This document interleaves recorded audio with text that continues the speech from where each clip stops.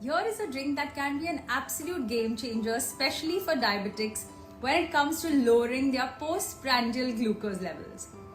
1 teaspoon of apple cider vinegar in a glass of water had 15 to 20 minutes prior to meal timings can really help to lower their glucose spikes post the meals, as well as help to improve insulin resistance. Do give this a try and let me know how it works for you.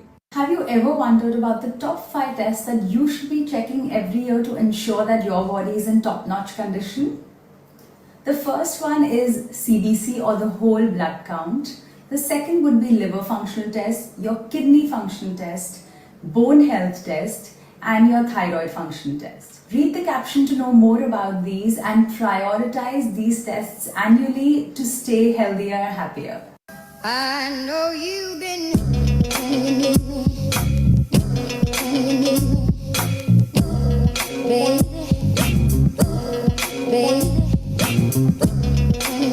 you don't. Most of us often believe that it's salt which is the main culprit that causes hypertension. But the truth is that the real culprit here is sugar. Yes, when you eat an excess amount of refined carbohydrates or sugar-laden foods, it causes a spike in your insulin. Now, this excessive insulin causes water retention in the kidneys, and this in turn causes hypertension. Hence, if you're someone who's struggling with hypertension, be sure to avoid excessive intake of refined carbohydrates and sugars and focus on whole grain foods, focus on protein-rich foods and good fat, and be sure to follow an active lifestyle. If you're someone who's consuming packaged curd on a daily basis, you ought to hear this. Packaged curd is pasteurized, and hence most of the probiotics are either inactive or dead. You must consume homemade naturally fermented curd, which is extremely rich in probiotics. The lactobacillus present in this curd improves your gut health, your immune function, and hence your overall well-being. Hence, ditch the packaged curd and opt for homemade fermented curd on a daily basis. Here are 7 signs indicating that your body needs help. If you have white spots on your nails, that indicates a zinc deficiency, and also that you're eating a lot of sugary foods, which needs to stop. If you have bleeding gums, that indicates that you have a vitamin C deficiency. If you're craving ice, that is indicating that you have low iron levels. If you are often experiencing leg cramps, that indicates that you are low on electrolyte. Loss of eyebrows indicates an iodine deficiency. Check your iodine levels and make sure that you're having iodized salt on a daily basis. If you're getting very intense sugar cravings, that could indicate an adrenal issue. Yellow eyes indicate a liver issue. Get your liver checked by your general physician. Here are 7 signs that your cortisol levels are way too high. You're struggling with sleep. You have a difficulty falling asleep the minute you hit the pillows. You wake up feeling fatigued. You're gaining weight, particularly around the belly area, one area that we all absolutely hate. You're prone to getting sick very often. You have very strong cravings for sugar. Your gut health is affected. You might be experiencing acidity, bloating, diarrhea, or constipation. And the last one is that you might constantly be feeling anxious. You're constantly living in a flight or fight mode. If this sounds like you, reach out and I'm here to help. Are you aware of the simple superfood that helps to boost your gut health? This is psyllium husk, which is derived from the seeds of Plantago ovata plant. And just about a tablespoon of this consumed daily in any beverage will help you to improve your gut health. It not only acts as a prebiotic fiber, hence increasing the gut microflora, but it also helps to lower your cholesterol levels and helps to regulate your blood sugar levels. Hence, add it on a daily basis and see your gut health improve. The 3-bite rule might be the secret to help you eat whatever you want during the holidays without really sabotaging your weight loss goals. This is how it goes. The first bite is to introduce yourself to the flavors of the food. The second bite is to really savor and enjoy it. It's important that you eat your food mindfully. And the third bite is to say goodbye to the food. The whole point of doing this is that you end up feeling like you ate a large portion and gives you the satisfaction of really enjoying your food without really derailing your progress. Do try it and let me know what you think of it. Happy holidays! If you're someone who's trying to lose weight with intermittent fasting, but you feel like you've plateaued, here's what you need to do. Use metabolic flexibility. What that means is you keep your metabolism in an adaptive state. You stop doing things that you've been doing for very long shock the body so that there is no chance of plateau. Now imagine yourself working out the same way for years. You'll notice that your body eventually will stop responding. Similarly, when you're fasting, if you're doing a 16-8 window, stop that at 5 days, and the rest of the 2 days do something different to shock your body. That could be either 1 meal a day or a 20-hour fast, whatever works for you. But you definitely need to shock your body so that you stop plateauing and you get benefits on the weighing scale. I fall in love with you a little bit more, little bit more. Every time I think I've lost my way, I fall in love with you a little bit more, little bit more than before. Even on the days I'm not so sure. Hi, good evening, everyone. This is Gautam, and wish you a very, very warm good evening to everyone who have joined the first health webinar. We met some time back in the month of December. We did the first Phoenix Town Hall there. We did have a short discussion on the health and wellness that we're going to launch something very soon. So happy to state that that when I joined on day one, I was welcomed to the family, the Phoenix family. And after spending some time, like I spent about now close to 6 months, close to probation now, hopefully I'll get probated, I would say confirmed. I truly feel the warmth and care in the family. And I truly believe that there's a very warm environment, very warm, nice people, which makes you feel that you're part of the family. I think so. We've done a fantastic job of this over many years. And as a family, what do? And as a family, we truly care for each other. And I believe that our entire theme of Phoenix Cares is built around the aspect that we care for you. And this program is for you, what you're doing. And at Phoenix, our commitment to the well-being and success of our team members has always been unwavering. We took the first step toward holistic wellness. And I believe wellness post-COVID has become a very, very prominent topic for everyone and close to the heart because we've seen the worst. And now we want to make sure that all of our employees, families, children, kin, loved ones, they're all being well looked after. And we have a holistic, balanced wellness approach. And with that in mind, we launched Phoenix Cares in the month of December. The first aspect of that was on-site doctors. So now we have doctors who come in once in a week to all our units, including HO. And they're also available for any second consultation, any kind of help and support required with doctors, second opinion, so on and so forth. This has been running fairly successfully since December in HO, and I think in all the other units from January onwards. This has also marked the beginning of a comprehensive holistic wellness program tailored to support you in every aspect of your health and well-being. Having on-site doctors in a city that ensure that access to healthcare professionals, because doctors bring with them a whole network of actually professionals and specialists and within a reach. And I can, no matter where you are, you can always call them and they'll be available. And if you only believe that protective health management is actually key to success, and the essence and the presence of healthcare expert emphasizes our actually dedication to your well-being. And this program is for you, and as we speak.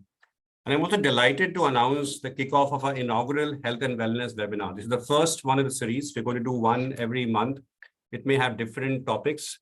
And the wellness is not only about wellness, I think only about health. I think it will go beyond health into financial, mental, spiritual, and all kind of holistic wellness you can think of. And these webinars are designed to equip you with valuable insight, tips, and tools to enhance your overall health, both personally and professionally. Because you also go through a lot of health challenges at home. You may have some chronic issues. You may have some questions, there's myths. And this is the right forum to ask those questions. And that's one of the reasons why we ask these questions upfront. And we have received about close to 70 questions so far from you. We'll try to address all those questions during the presentation, as well as towards the end of the presentation, once we finish and towards the end of it. And we just may open the chat box for some time towards the end for you to ask any live questions. We'll try to respond to as many questions as we can. But then because of paucity of time, you'll not be able to address all. But then you can always send in your questions and we will make sure that you get those responses from our experts. I'm also extremely happy today as we embark on this journey toward a better health and happiness together. And today it gives me immense pleasure to introduce our esteemed first speaker and health expert, Ms. Bhakti Kapoor. Now, Bhakti is a distinguished wellness expert, renowned as a founder of a company known as Healthy High, a virtual nutrition counseling platform, which she has been running fairly successfully for over the last few years. She also has a master's degree in food science and nutrition. And she has built her career to empowering individuals from all walks of life, which include athletes to managing chronic health conditions. Her approach is rooted in providing science-based nutrition and wellness guidance. So Bhakti's exceptional contributions have not gone unnoticed. She's quite well known in the circle. She was honored as the most promising nutrition and wellness expert in the year 2023 at the prestigious Global Business Conclave and Awards held at the House of Commons, London. She's also received a Woman Econza Award 2023 for her outstanding contribution as a nutritionist, and the Indian Icon Award 2023 for being the most promising in Mumbai. So now, further ado, I would like to welcome Bhakti Kapoor as she shares her invaluable insight and wisdom with us today. Thank you for joining us today, and I'll come back to the questions round. Over to you, Bhakti. Thank you for joining us. Thank you, Gautam, for the warm introduction. I'm honored to be a part of the Phoenix Cares initiative. And it's brilliant how this community is working towards empowering their employees to leading healthier and happier lives. I'll just start the presentation.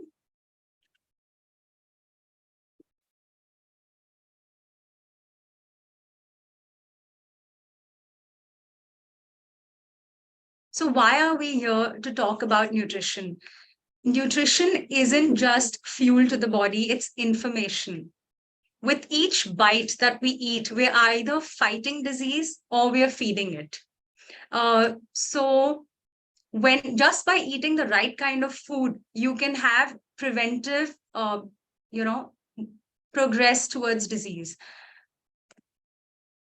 So let's talk about carbohydrates. Now, carbohydrates are divided into simple or complex carbohydrates. Now, we all eat, especially your Indian diet is predominantly dominated with carbohydrates. So I'm going to be educating you today on how to balance that out and how to better nourish yourself so that you can keep all lifestyle diseases away.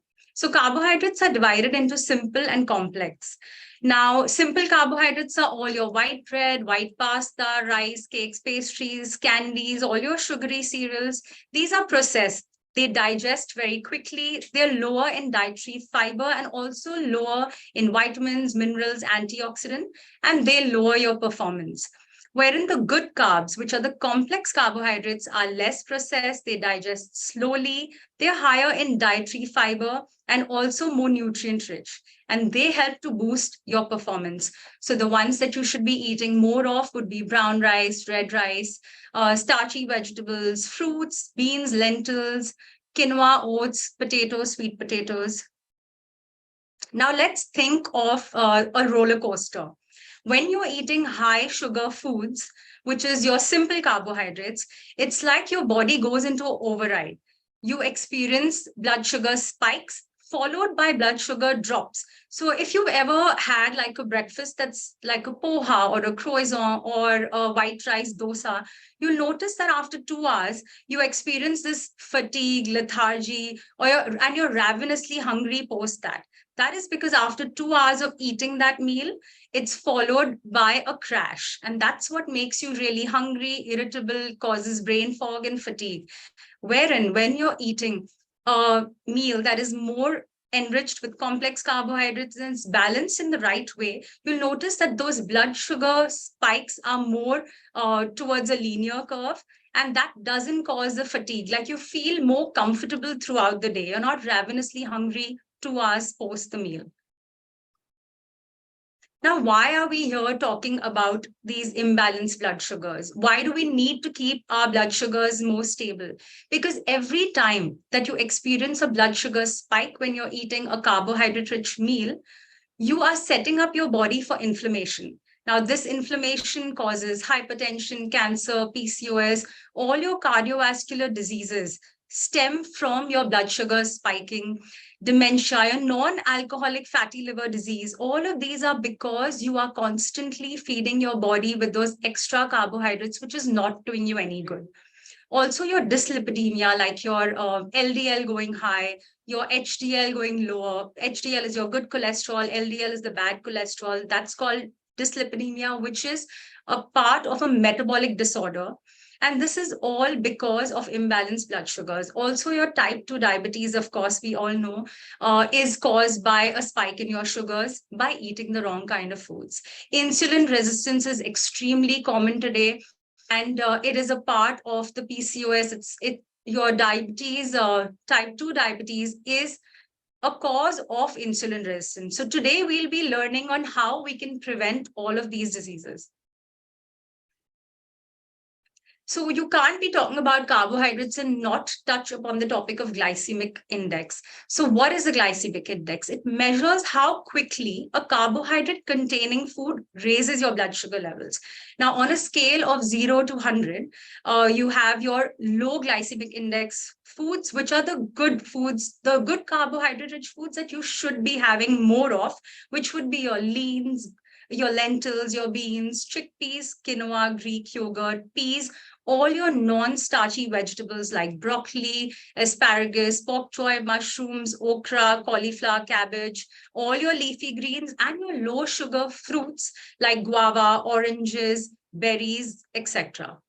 Now, the medium glycemic index foods would be brown rice, red rice, whole wheat bread, banana, millets like jawar, bajra, ragi, mango, raisins, spaghetti, couscous, dates. So these do not cause a very high spike, and we should be eating these in moderation, though the low GI foods should be forming the bulk of our meals. And the high glycemic index foods would be your chips, biscuits, cakes, ice creams, potatoes, white rice, processed foods, watermelon, white bread, which we should be avoiding or limiting to just having them occasionally. Now, let's talk about some strategies, how you can manage your meals better to avoid those blood sugar spikes. So the first thing that you can do is you can pair your carbs with protein and healthy fats. So when you add those protein-rich foods, which we're going to be talking more about as we move forward, and the healthy fats, you're going to help to break down the carb spike because they take longer to digest. And while the body is digesting them, this blood sugar spike that you experience when you eat just a carbohydrate-rich food, you can prevent that. Also, leaning more towards traditional grains like millets. So all your jawar, nachni, ragi, amaranth, these quinoa, they're brilliant in their nutrition profile. They are higher in fiber. Hence, the blood sugar spike is again lower. Also include plenty of fiber-rich vegetables. Now, we all know that fiber is brilliant for our gut. All your brightly colored fruits and vegetables are rich in antioxidants and vitamins, minerals, which are very important for a healthy functioning body. When you're having your carb-rich foods, you also need to pay close attention to portion sizes. Now, if you're having a small portion of rice and balancing that with your lentils, with your vegetable yogurt, then you're cutting down the carb spike. So it's not like you have to completely avoid the carbs, but you definitely have to be mindful of the portion sizes so that you don't feel that post-meal sluggishness or lethargy and you're not causing inflammation in the body. Also, limit your sugary additions when you're eating your meals. So if you're having like the Gujarati chunda or you're having any kind of a sweet lassi along with your meals, you must avoid them. Rather have a savory pickle or a savory buttermilk. That would do you better. So refrigeration and cooling your starches is brilliant to lower the glycemic index. Now, what does that mean? If you cook your rice or your oats or potatoes and you refrigerate them, and then you consume them the next day, and heating is absolutely fine. What happens is the resistant starch in these carbohydrates increases multifold. Now, resistant starch is extremely good for your good bacteria.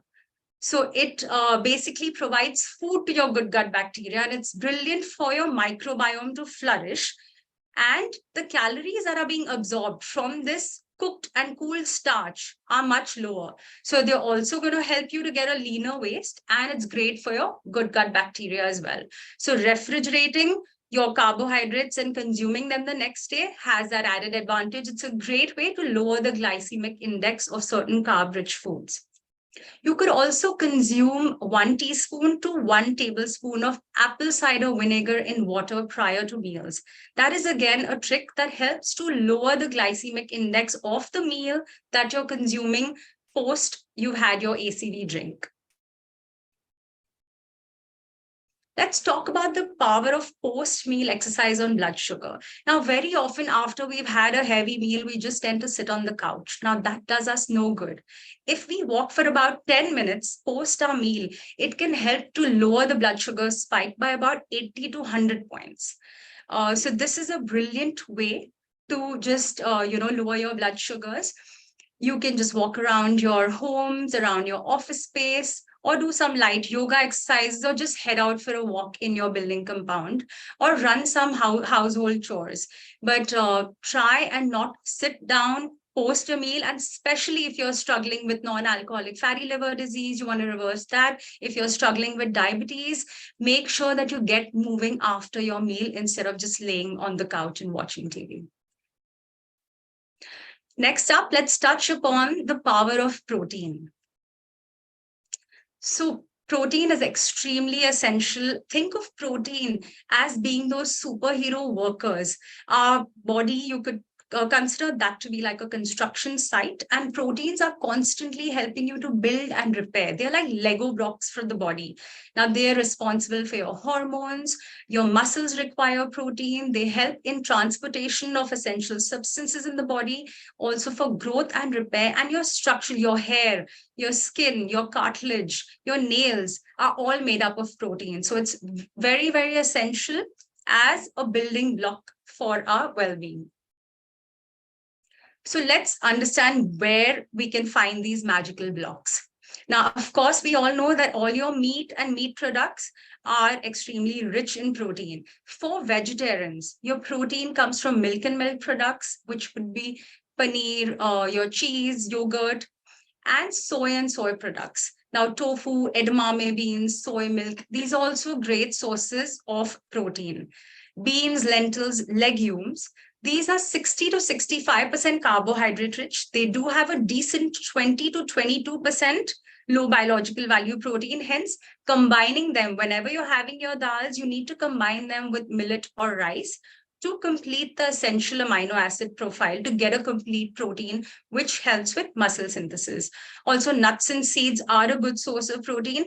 But contrary to the belief that if, most of the vegetarians, they just have a bowl of dal and then they feel that they're getting enough protein, that isn't true. Like, you're barely getting maybe about 6 to 7 grams top of protein from your dal, and that's not sufficient protein at that meal. So I'm going to be educating you on how you can add more protein to each meal, which is positively going to impact your well-being.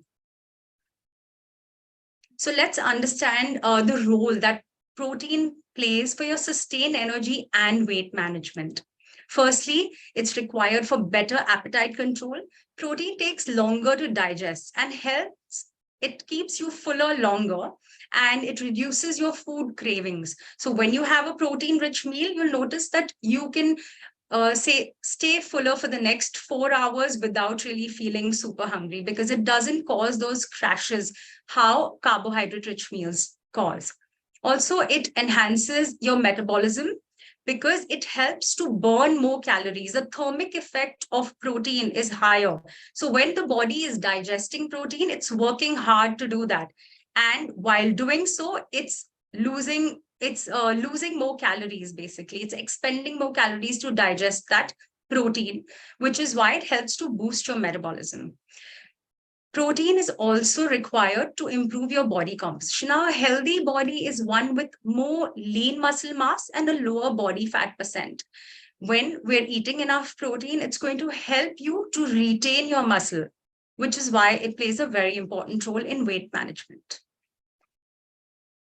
So how can we add protein at every meal? Now, if you're eating a dal chila, you can add some grated tofu or paneer and up the protein content of that meal. If you're having a sprout chaat, add some curd or chopped paneer and you can up the protein content there.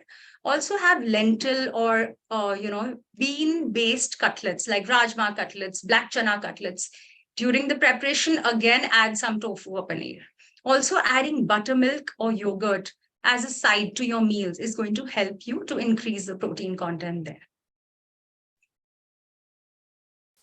Aging gracefully. Now, many of us feel that, as I age, I might not need as much protein as I was taking back in the day, but that's not true. Sarcopenia is a loss of muscle that occurs because of age. And when you're aging, the protein requirement of the body is higher. For a healthy adult, the average protein intake would be about 0.8 grams per kg body weight. But for an older adult above 60, that requirement would go up to 1 gram per kg body weight. So you need to up your protein as we age, which helps to prevent any kind of that loss of muscle, and then your bones get weaker. So you can prevent all of that by having enough protein. Now let's debunk some myths around fat. A lot of us are scared of adding fat to our khichdi, that little ghee to our roti, but we need to understand that brain matter is about 60% fat. Fats play very important roles.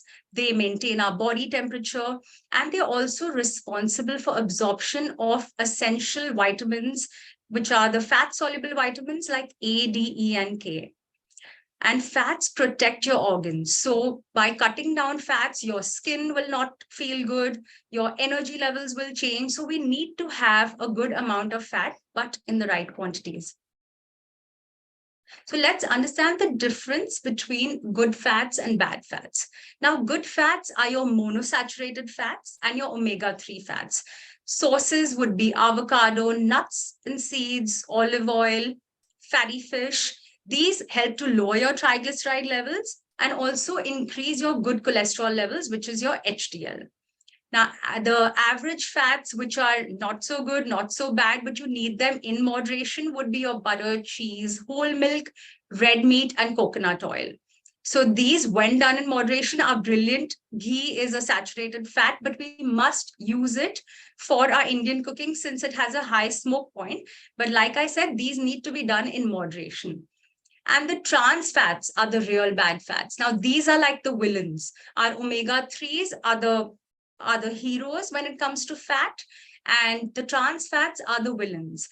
Margarine, shortening, all your processed and fast foods contain these trans fats, and we must stay clear from all of them. Also, your refined oils. Now, a lot of households still use rice bran oil or sunflower oils, but on the bottle, it says refined oils. These are extremely harmful to your health. In the manufacturing process itself, these oils have trans fat generated in them. And oil is something that we're using for our cooking. Like 3 meals, if you're eating, you're using oil every time to cook that food. So you can imagine how much is going into your body on a daily basis, on a weekly basis.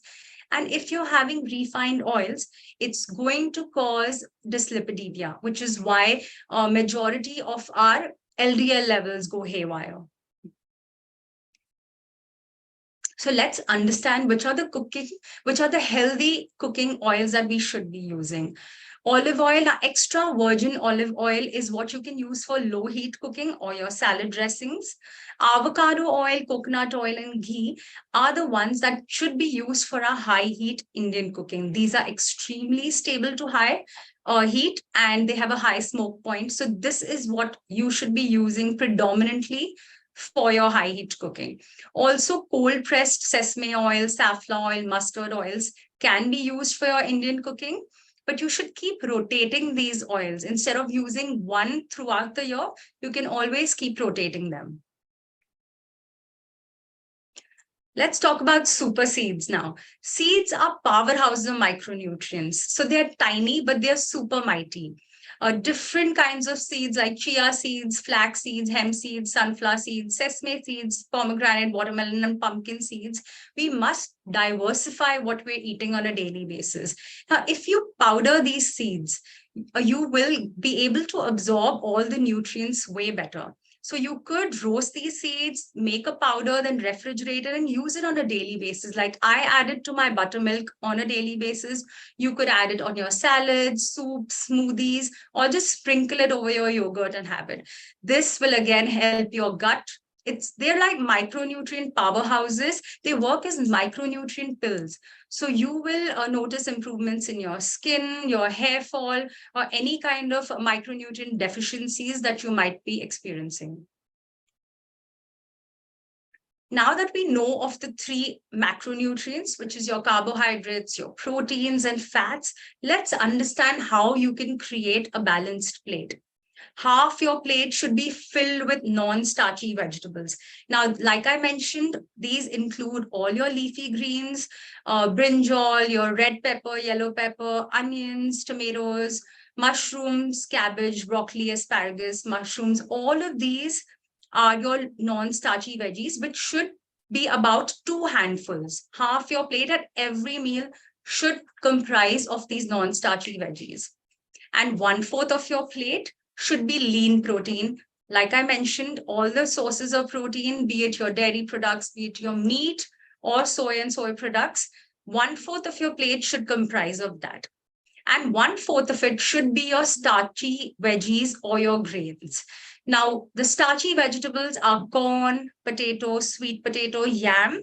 So if you want to have potato at a meal, then you should reduce the amount of roti or rice that you're having at that meal. If we're adding potato along with the rice and the roti, we're increasing the carbohydrate load at that meal, which again will cause a blood sugar spike. Hence, you have to manage your meals so well that you're avoiding those spikes at all times. And when we talk about fat, you should be doing about a thumb-sized portion, which could be in the form of avocado, which could be your nuts, seeds, or of course, you use oil for your cooking as well. Very important that we chew our food really well. We put our body in a state of rest and digest mode. So if you're overworked and you're anxious about anything and you're eating, you'll notice that your digestion that day is just so poor. You're bound to feel bloated, uncomfortable, heavy after the meal, because your body, when it's not in a state of rest and digest, it's not going to do its job effectively. So we must eat our meals mindfully by keeping all distractions away and focusing only on the job that we're doing, which is eating. Now, you might tell me that, okay, I know how to eat right, but I don't have the time. What do? I'm traveling, it's a constant struggle for me. So the way to fight that would be meal planning.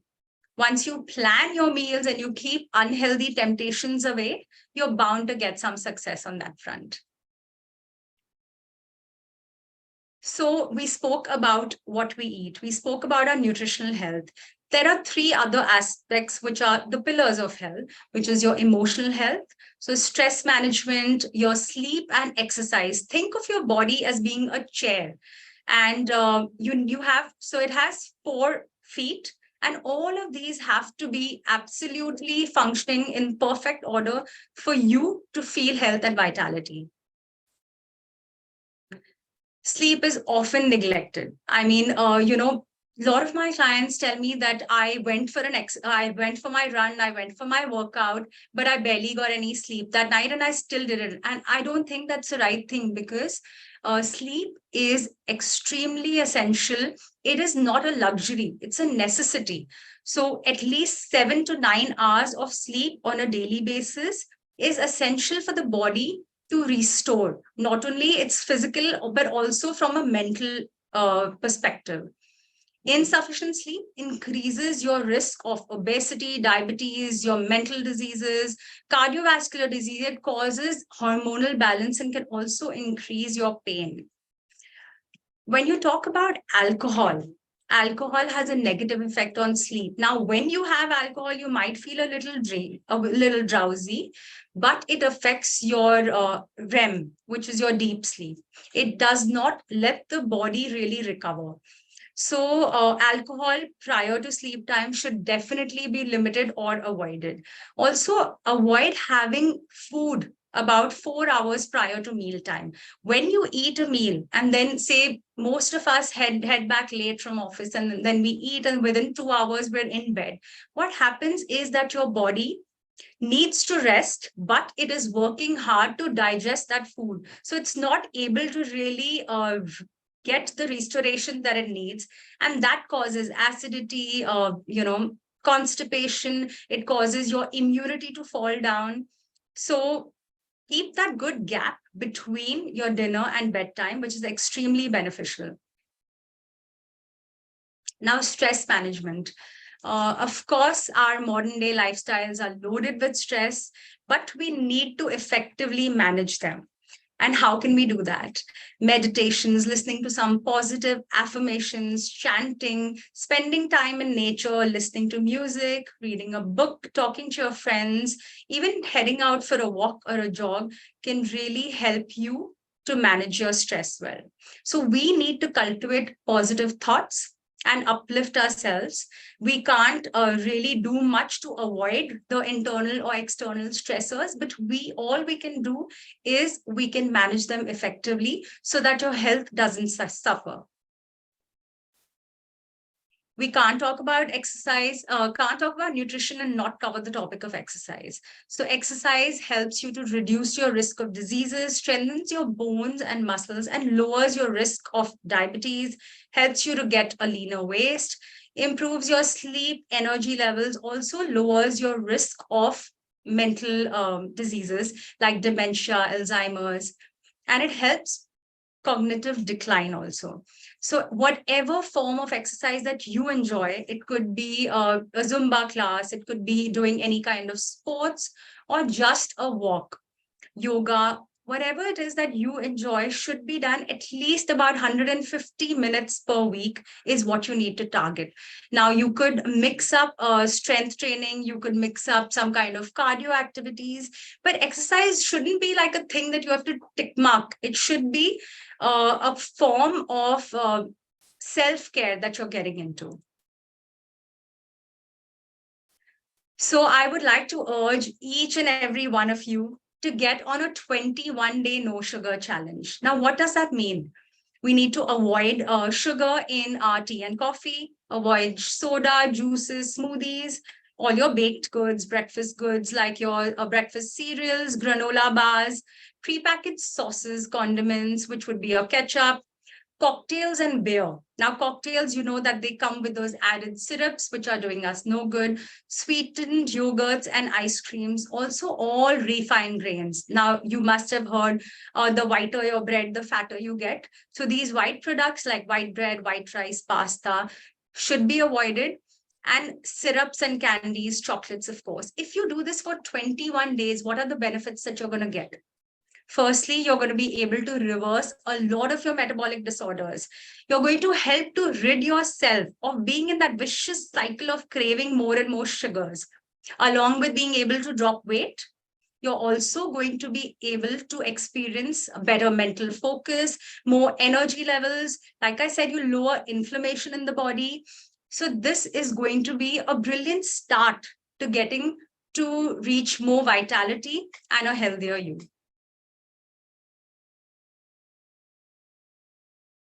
So when you work on your health, you're very easily able to fix your LDL levels. You're able to reverse PCOD, your thyroid, diabetes, and get leaner and more energetic and become the best version of yourself.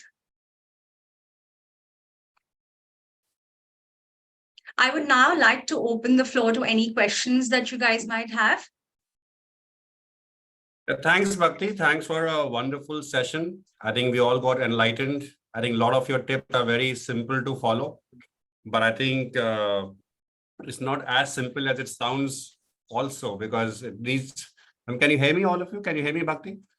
Yes, I can. All right. So I was saying it sounds very simple. I mean, great tips, seems very simple. A 10 minutes walk, don't sit on the couch, just walk around, do some activity, do some chores. And I also think every day that I'll do something after dinner, I'll go for a walk, but then I end up sitting on my lazy boy and watching some and do some Netflix junking or something. So what's your tip on how do we make sure that we stay motivated and charged up and stay disciplined and be able to build a long-term habit? What's your tip on that? What's Right. your So you need to mantra? start small. Pick one thing that you would like to start doing today. Like I said, start going off sugar today. Starting today in 21 days, you will notice that it becomes a habit because you experience firsthand the benefits of going off sugar, and then you want to continue to do that. So just start small and pick one thing, and then slowly you can keep adding to that list.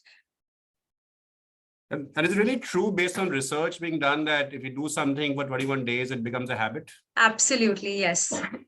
Yeah, and that is why the 21 days challenge, right? Yes. Okay, all right. So a few questions which I got from our employees from a Phoenix family across. I'll say that what are some potential long-term health consequences of poor eating habits? And how can they be prevented over a long term? A lot of us come from a chronic illness kind of stuff. So how do we make sure that, let's say one comes from a diabetic family or a hypertension family, how do they stay then? How do we keep themselves away from these bad eating habits and manage their better health? Right. Firstly, genetics only loads the gun, but your lifestyle pulls the trigger. So if if our parents have it, doesn't mean that we have it. They like all your metabolic disorders, from your diabetes, hypertension, all your dyslipidemias, insulin resistance, non-alcoholic fatty liver disease. These are all lifestyle diseases. All of these stem because of a sedentary lifestyle and because of eating wrong. So it's even if we have a genetic predisposition, just by moving on a daily basis, getting enough sleep, controlling our carbohydrates, like I educated you today on, when you're balancing your plate well, you're going to be able to reverse all of these and stay clear of them. Now, simple things like I spoke about balancing your blood sugars, right? If you add, like say if someone is a pre-diabetic and you add a little bit of almond flour and some isabgol to your wheat roti or to the millet rotis, you're going to break down that carb spike. And when you're doing that, you're going to, easily reverse your diabetes. So it's just about adding the right kind of foods in the right quantities to help to stabilize your blood sugars, which is going to help you to prevent all these diseases. Great, thanks. And I also have a story wherein I just thought I'll share that with the entire group and with you, that I come from a family of diabetic, and that's my personal life story I'm telling you. And I come from a family of diabetics. We have 5 brothers, sisters. Both my parents had diabetes, and they also passed away because of diabetes and hypertension and cardiac arrest. Sorry to hear that. I have 3 brothers, and 2 of them are diabetics. I have 2 sisters. One of them is diabetic. And I was inching towards getting into that HbA1c count of 6 plus. And finally, I took control of my life about 10 years back. And I went to a doctor and also a dietitian, went to Ayurveda and all. And thankfully, I was able to reverse it with my lifestyle change. And these are small changes in terms of balanced diet. How do you measure what you're having? So balancing your meals. I mean, lunch can be heavy, dinner has to be light. I mean, Right. avoid maida, avoid white bread, avoid all the fried food and stuff. So I think it really helped me. I mean, that's my story, which I'm saying, with shedding over a sustained period of time, I've been able to manage and control. But coming back to the questions again. Thank you for sharing that, Gautam. Really, the power of food, it's really like a superpower. Just by eating right, you can lead such a, life full of vitality and energy and stay super productive and disease-free. Yeah, because I also put on some weight, so I've been able to manage my weight. I've been able to, I said I will not have pills. At some point I may get diabetes, I don't know, but I want to avoid having diabetes, hypertension for as long in my life as I can. I want to lead a healthy life. Brilliant. You can use a lot of herbs, they're super powerful and help, like a lot of natural herbs help to lower sugars, help with hypertension. Correct. Thanks, Bhakti. Let's move on to questions. There's a question from one of our family members saying that, how do we control stress eating? When we are in stress, we tend to binge on chocolate, or we tend to binge on alcohol, or it could be on fried food, or it can be on something else. So how do we manage these cravings during the stress? And we actually blame it on, okay, that I've just had a bad relationship breakup, so I need to go on a chocolate binge. So how do we avoid this binging business? So firstly, it's a negative coping mechanism when you're trying to deal with unpleasant situation by resorting to comfort food. So ideally, what we need to do is positively distract ourselves and opt for non-food ways to deal with it. Now, one simple technique would be HALT, which is H stands for hungry. Ask yourself, am I really hungry? Drink some water and wait it out, and or positively like distract yourself by listening to a song, going out for a little walk. And the next one would be ask yourself, am I angry, am I lonely, or am I tired? Now if you're angry, then you talk to a friend, you write about it, you journal. If you're feeling lonely, then again you reach out to someone, you go for some group classes. Or if you're tired, then just get some rest. By positive distractions, that's the only way to, move away from using food as comfort. So meditation, mindful, and also eating very mindfully. So if you're hungry and you want to opt for that food, eat mindfully. That mindless binging is what causes guilt, shame. It puts you again in a vicious cycle of, you eating, then you feel guilty, then again you binging. So we need to break free from that. So they say that, when it comes to your mind, that people say, no, I had a long day, I had a stressful day, let's go out for a drink. So that's not a solution to de-stress, right? Absolutely not. You'd rather go out dancing. You don't need to resort to alcohol. Correct. Thanks for that. The next question, it is said that we should drink large quantity of water during the day, approximately 3 to 4 liters for effective functioning of kidney. However, kidney patients are also told to have very limited water, around a cup or so during the entire day. Further, is there any harm in drinking around 3 to 4 liters of water during the day?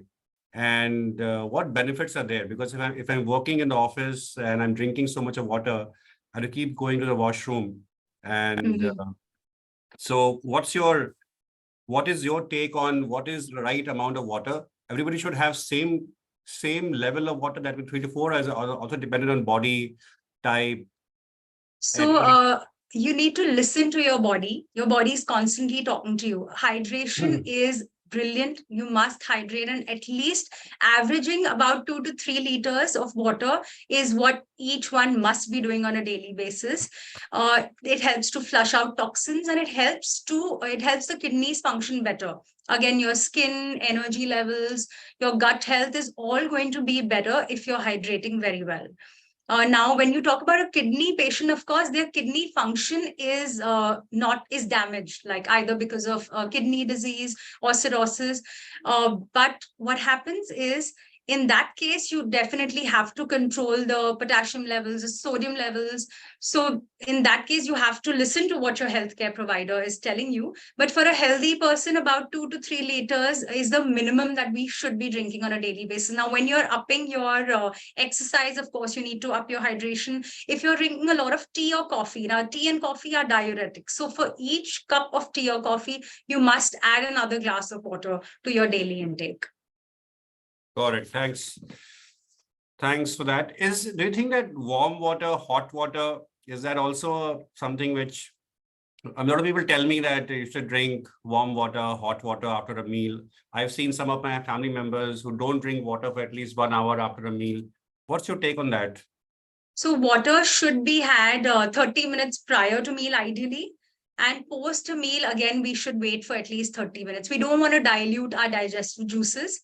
So a minimum of 30 minutes post your meal is what you should be waiting out. And hot water is brilliant. Like I said, whatever you enjoy, you should have. So hot water, especially herbal teas, is what I would really encourage everyone to have. So you could put ajwain in that, you could put some fennel seeds in that, or jeera.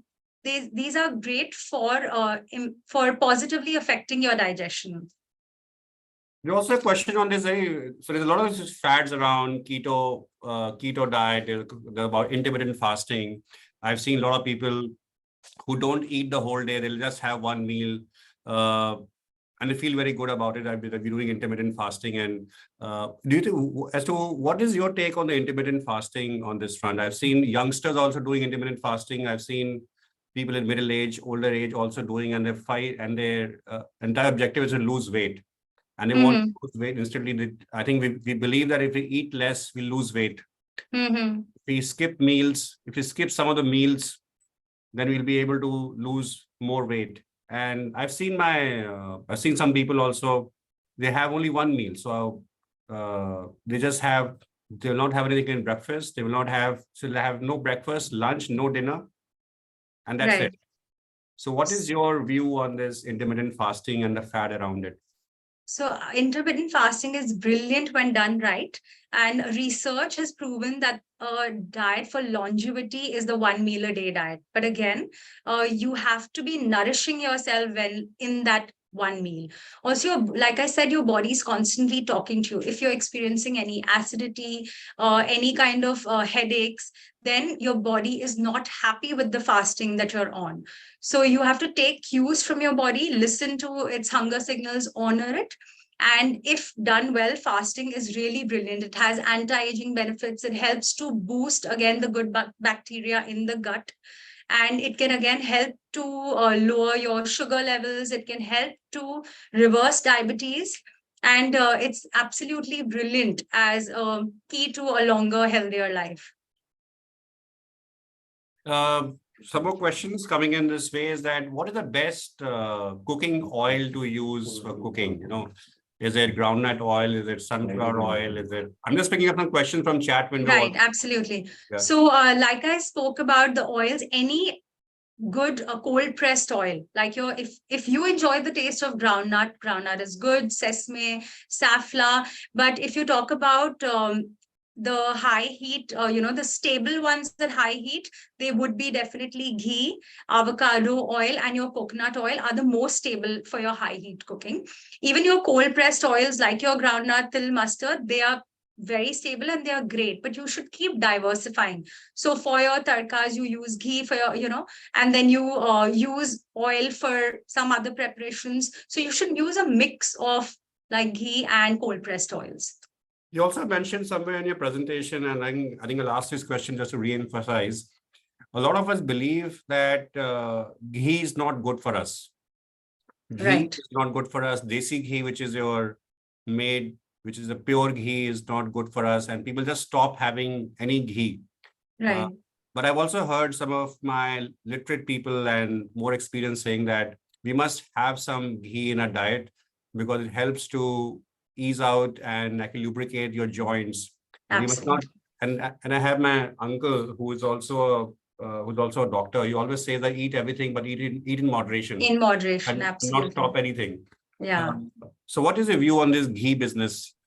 So back in the day, in the 70s is when this whole, fat is bad for heart health, that whole hype was created.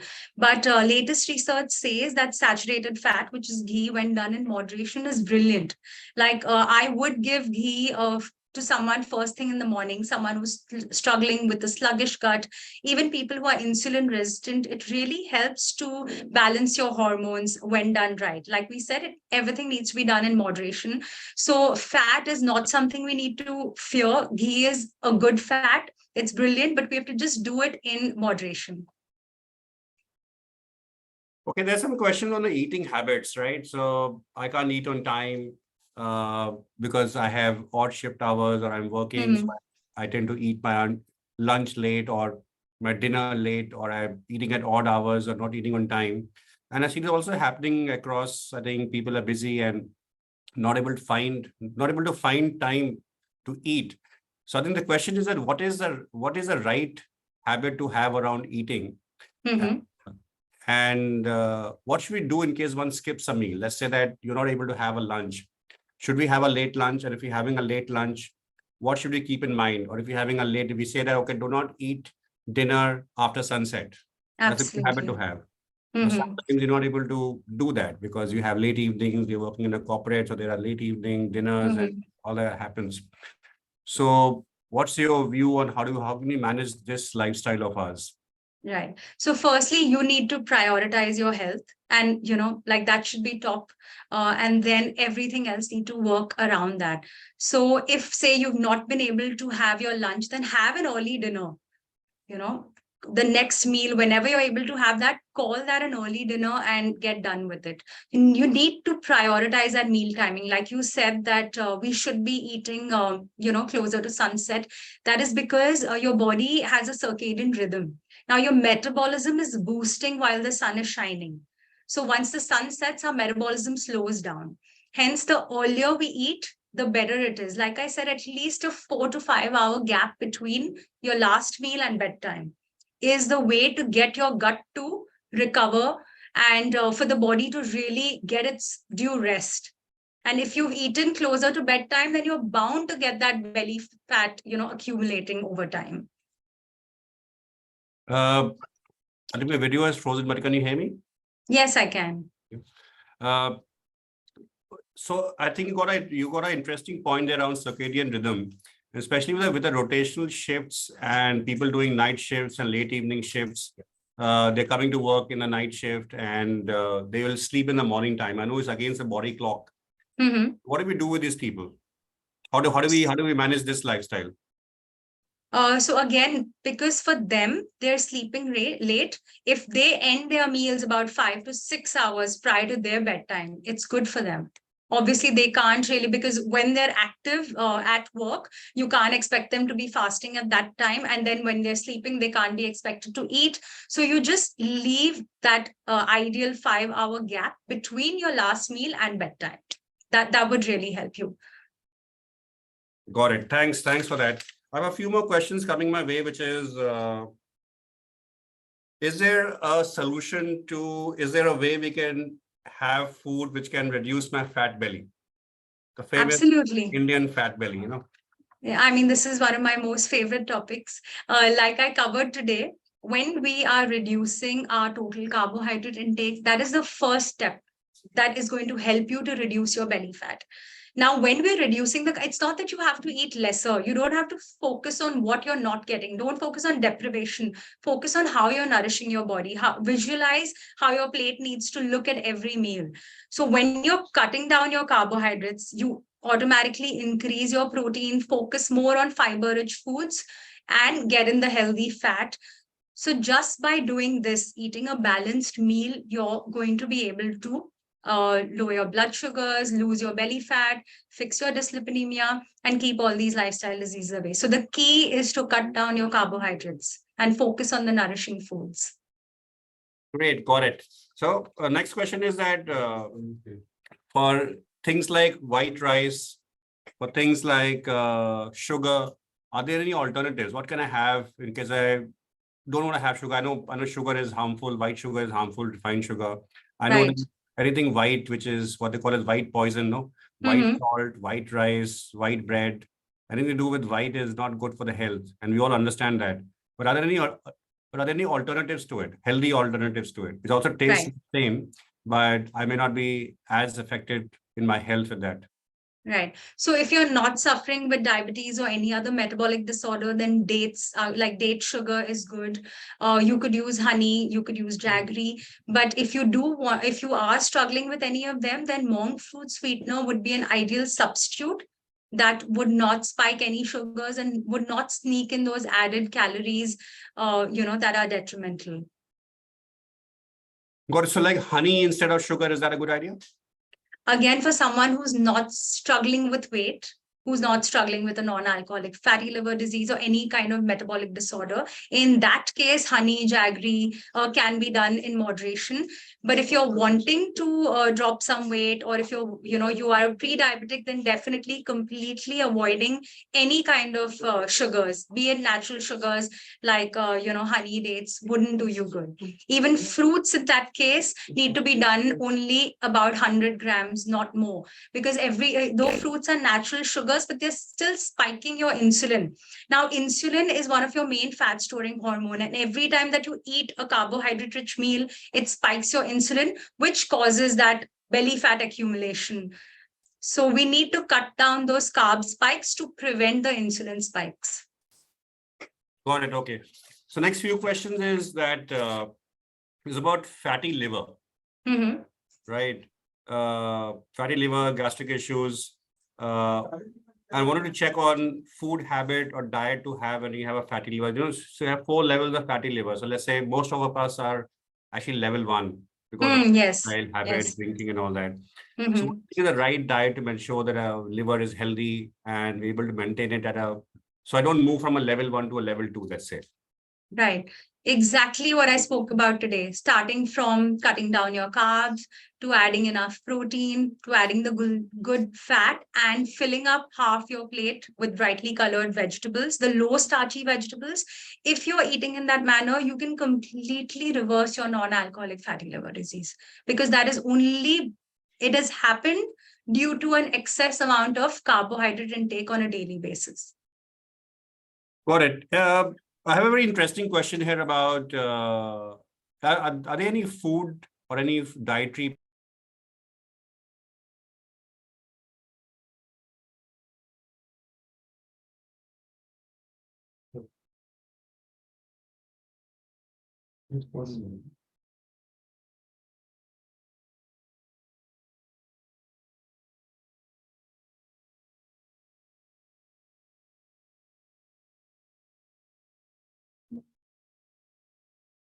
Do I need to focus on cardio or strength training for weight loss? Okay, so we have a question in the chat that says, do I need to focus on cardio or strength training for fat loss? For weight loss, okay. So cardio is when you're shooting your heart rate up. Now that is extremely essential for when you're wanting weight loss. So initially you start with cardio at least 5 days a week. And gradually in the next 2 or 3 weeks, you should start about 2 days of weight training as well, because that again helps to improve your muscle density, your bone density, sorry, which is extremely important for a healthy body. That's going to help you to do better in terms of your overall well-being, and definitely going to help with your weight loss as well, because it helps to boost your metabolism. So while cardio is helping you to get that fat burning faster, but your strength training is helping you to boost your metabolism, which has a positive effect on your weight loss. Can we replace sugar with sugar-free or any other sweetener? Like I mentioned, monk fruit is the best option for a healthy sweetener. Sugar-free has aspartame, which has negative effects on the kidneys, and in the long run, it's not really good. Even stevia was once widely recommended, but latest research says that it has some negative effects. So would definitely ask you to avoid stevia as well. Hi, Gautam, you're back. Yeah, I had a technical nightmare for some moment. No worries. I'm back. I we was are doing taking over- some questions from the chat. Correct. Great. Thanks for doing that. I think very interesting questions. I think we'll just go on for a few more minutes. I think we're touching 4 o'clock, but I think it's interesting questions. I think we'll carry on another 5-10 minutes more. Right. There was one on insulin resistance, so I'm happy to touch upon that. Okay, go ahead. So insulin resistance is basically when we're constantly eating those high carb meals, our cells turn resistant to insulin, right? So a way to reverse that again would be to cut down your carbohydrates, add good fats, protein, and lots of vegetables. So when you bulk up on that and you're avoiding the blood sugar spikes and you're working out and you're getting in enough sleep, you're dealing with stress positively. Now, like I mentioned that insulin is one of the fat storing hormones. Similarly, cortisol is another fat storing hormone. So by reducing your stress and reducing your insulin spikes, getting exercise on a daily basis, you can very easily reverse insulin resistance. Also, there are a lot of natural herbs that help you to lower that, like having a cinnamon tea post your meals really helps to bring down your sugar levels and helps with insulin resistance. Got it. Thanks. So I have a very different question now, a reverse question for Weight Watchers. I think I have a question that how can you put on weight? Okay. Gain weight? Yeah, there sure is a handful of them who's looking to put on weight. I have one in my team also. So for weight gain, Now, when we want to gain weight, we don't want to gain fat. We want to gain healthy body weight, which is more of muscle mass. For that, up your protein intake. And you also need that a good amount of carbohydrate with your protein to help you to gain the right kind of weight. All you need to do is eat more frequently and focus on more calorically dense foods like your nuts and seeds, and your, have more of yogurt, protein, cheese, which is again good fat. And when you're eating every 2 hours, you're going to have a caloric surplus, which is then eventually going to help you to put on weight. Got it. All right. So next question, I think, is for all the people who want to put on muscles. These Yeah. people who are the gym burners. So question Right. is that do you recommend these fat burners and whey proteins? So whey protein is good. I mean, any kind of protein, be it a vegan protein, which is a pea protein isolate, or whey protein, if you're not getting experience in any kind of bloating with whey protein, it's great. All you need to take care of is what, which one you're opting for. Like, avoid the ones with stevia, avoid the ones with excess amount of colorings, flavorings, additives. So choose a more cleaner protein, which is going to do you good. And you said whey protein and the fat burners. Okay, not at all. Fat burners are going to do you no good. They're going to harm your body. Also, that you'll burn that fat, like you lose that fat. And the minute you get off it, it's going to come back with a vengeance. You don't want to be dependent on any drug like that. And or any kind of pill that you take eventually does have some side effect. Just by following a balanced diet, exercising, you can easily lose that body fat, no matter how rigid or how difficult that fat is to lose. With consistently following a healthy plan and taking care of movement, you definitely can get that that weight to move. Just a question. I think somebody is saying that, please, can you repeat? I think Rashmi Venkatraj is saying that, please, can you repeat the fruit name as a replacement for stevia? Yeah, that's monk fruit sweetener. Monk fruit MONK. sweetener. Yes, monk fruit sweetener. So now that you're going on the 21-day sugar challenge, you can definitely add this to your tea coffee. It's a brilliant lifestyle. If you're having, say, 3 cups of tea every day, just imagine those 3 teaspoons adding up into 7, into 31 days in the month. You're just having so many empty calories, which is harming your health and taking you one step closer to lifestyle diseases. So definitely a brilliant way to eliminate sugar, starting with your basic tea and coffee. If you feel hungry after having early dinner, if you're having a dinner before sunset, you're having dinner at about 6 o'clock. If you're up in north in Delhi and all, you're having in winters, so you get sunset by about 5:30, and so you need to have a dinner at 5:30, let's say. But you sleep quite late, right? So you feel hungry in between after 2-3 hours. So what do we do? So firstly, the body is a very intelligent system. You adapt and adjust beautifully. So it will be a challenge for the first, say, maybe 10 days, and eventually it settles down. Now, a great way to start would be have non-calorie fillers during that fasting window. You could have chia in lemon water. You could have sabza in lemon water. You could have herbal teas. You could have some isabgol in water. These are non-calorie fillers. So when that hunger pang arises, if you have these drinks, that hunger pang very easily settles and you're not really spiking your insulin at all. Also, if you're really not satisfied with those drinks and you need some food, then you can opt for some nuts, which again, because they're good fat, or a little bit of, say, cheese or avocado, which will not spike your insulin too much. So you're not causing too much damage.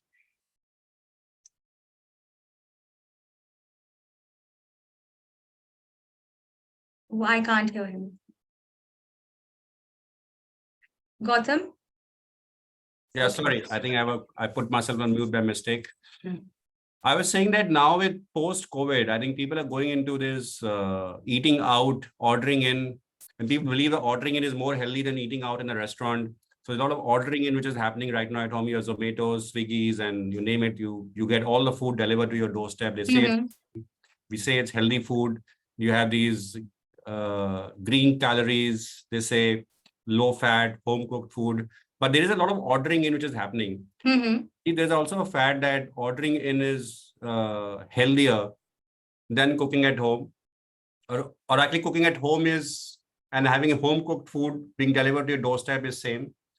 And also there's a lot more eating out which is happening in restaurants and pubs and cafes and so on and so forth. So what is your view on this? How do we balance this lifestyle change, which has really caught us by storm post-COVID? Right. So if you prioritize your health, definitely it's all about balance. 80% of your meals should be home cooked. Now, if you really don't have a choice and you're getting it ordered in, say, by someone who's giving you calorie counted meals, and you're really monitoring what you're eating in terms of carb control, getting enough protein, that is fine. But you need to take care of the fat that's going in. Like I said, any kind of refined oil that you're having is going to cause that LDL to shoot up. It's eventually going to lead to your cardiovascular diseases. So if you're able to get in healthy fat at those meals, it's absolutely fine to get those meals to your doorstep. But eating out, when you're eating at these conventional restaurants, they're definitely not using healthy fat, and the calories are so much higher, the sodium is so much higher. So you're just setting up yourself you're inviting trouble. So if you do, say, 2 meals in a week from out, that's about 20%, and 80% of your meals are home cooked, then that's a fine balance there. Like I said, prioritize your health and make sure that you say no to any more than 2 meals at a restaurant in a week. Got it. Thanks. I think there's a lot of questions around triglycerides or learning to know about a lipid profile. Right. So there are actually multiple counts in that report, right? There's triglyceride, there is HDL, there's LDL, there's a ratio. Yes. Now, someone wants to understand how to interpret that report, what is good or bad. Right. And if you can also explain what is this triglycerides? Absolutely. How does it impact us? Right. So HDL is your good cholesterol, high density lipoprotein. LDL is the bad cholesterol, low density lipoprotein. This gets oxidized and causes heart diseases. Now, LDL, like I said, usually goes up because of wrong choice of fat. And your triglycerides, whenever you notice in your blood work that your triglycerides are on the higher side, that is indicating that your carbohydrate intake is not right. You're eating an excess amount of carbohydrates, which will cause a spike in your triglycerides. So the minute you cut down on that carbohydrate intake, on your rice, roti, pasta, noodles, all of that, you're going to very easily be able to lower that. Now, when you're lowering these, at the same time, adding a lot of good fiber, like we spoke about, when you're having half your plate filled with vegetables, your low starchy vegetables, you're adding good fiber, which is going to increase your good cholesterol, which is your LDL. Also, isabgol, oats, all your high fiber foods, your millets, they again help to increase your good cholesterol. So you eat the right foods to increase your good cholesterol and eliminate the wrong ones, which are negatively impacting your LDL and your triglycerides. And in that way, you can make sure that your heart is going to stay at its optimum condition. Got it. Thanks for that. Some questions around PCOS and PCOD issues. What are the best diet food to reduce or completely eliminate? So one food that you could avoid for PCOS and PCOD would be dairy, and also some goitrogenic foods, tofu, not more than, say, twice a week. All your goitrogenic foods like broccoli, bok choy, asparagus, all of these in limited quantities, and avoid that excess carbohydrate intake. Because like I said, insulin resistance is it's a part of PCOS. So need to cut down your total carbohydrate intake. Like I said, insulin is the elephant in the room. Your sugars are causing 99% of the damage. They're playing havoc in your body. They're not doing you any good. So when you lower your total carbohydrate intake, your sugar intake, you will start to see a lot of improvement in your PCOS as well. Got it. Thanks, Bhakti, for that. That's very helpful. I think it's all coming out to what you eat and absolutely. How much you eat we and are what time we you eat. eat. Yes. Mm-hmm. What, when, and how you eat. I think that's what it's coming down to. I think the next few questions is, if I'm looking at it here, that just give me one moment.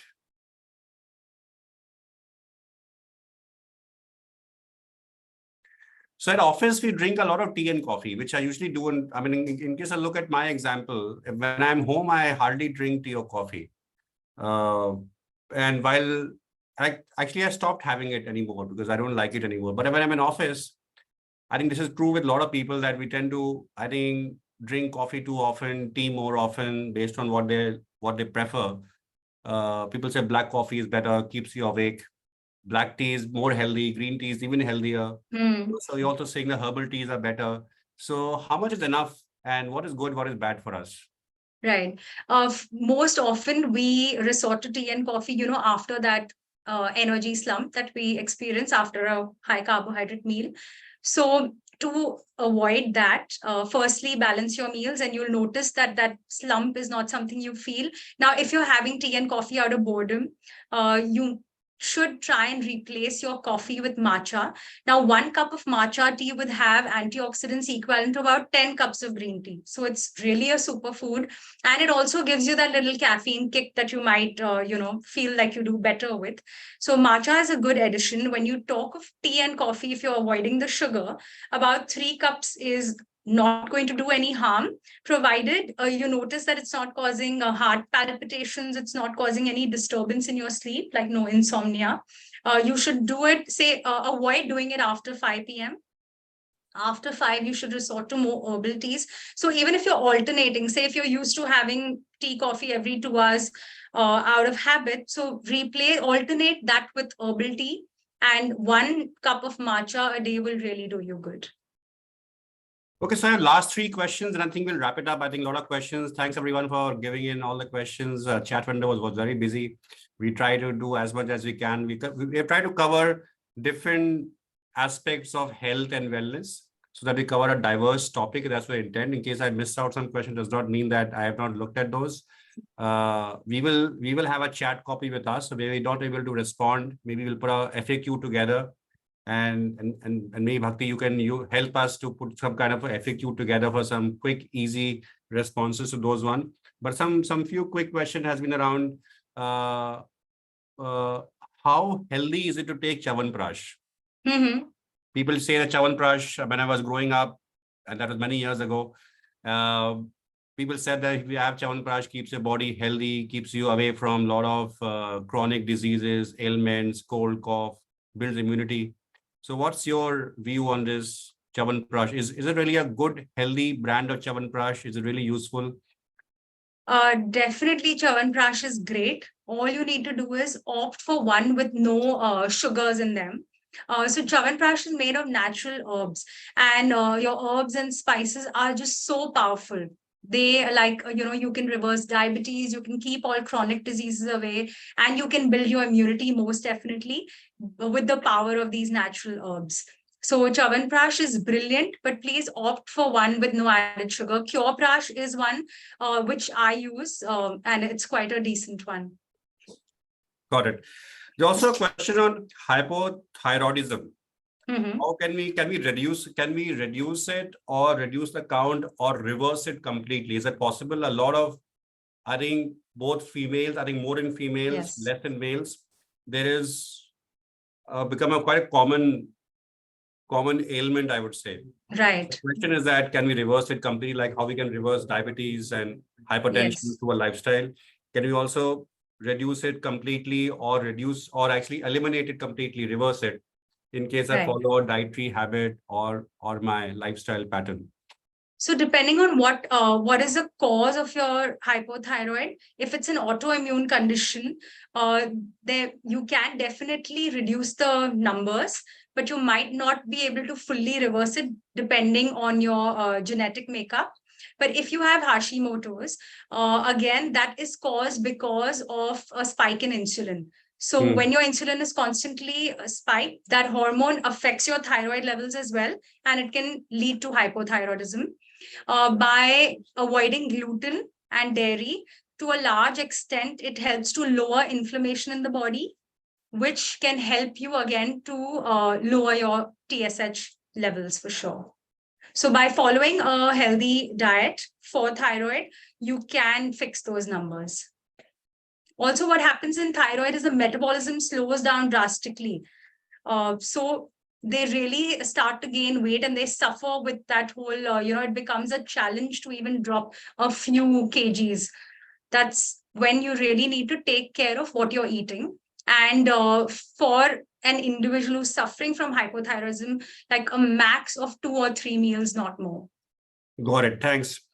I think this is a very interesting question. I think even I want to ask this while I've got this question on the chat window also, that we do all, I think most of us do enjoy going out, having a few drinks. Sometimes few drinks becomes more drinks. Then there are discussion and topics happening that which is the healthier of all the drinks, right? Mhm. Is it like to have shots, or is it, they say wine is better? They say in case you have a high premium tequila that is more healthy than the others.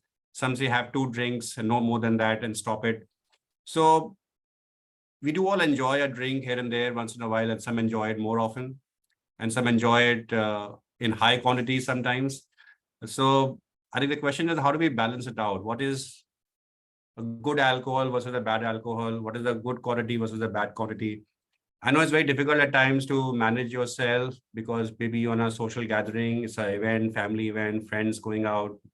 Old friends meeting after a long time, and one leads to the second and second leads to 10, I don't know. So what is your advice in this? That is there a good alcohol which is better than the rest? Right. Firstly, when it comes to alcohol, they're all empty calories. So pick one that you really enjoy, that makes you happy. Right. So, Well, alcohol makes me happy. but you pick one and you definitely try and do it in moderation. Alternate each drink with a glass of water. And say, if you talk about in terms of caloric value, definitely your hard liquor like your tequila, gin, whiskey would be lower in calories as compared to your wines, your champagne, or your beers, and avoiding beer, which is definitely highest in carbs, and cocktails, which is laden with sugar syrups and calories there. So you should completely avoid beers and cocktails, and the rest need to be done in moderation. So, and if you want, if you know it's a long night, it's like a party, and you know that you have to be there for longer hours, then start with smalls instead of doing the regular size. You could even go down to say 20 ml, add more water. So that constant hydration, diluting that, it'll give your brain that a feeling that you're having more, but it's at least not doing the damage of adding those empty calories and all the harm that alcohol does to the body.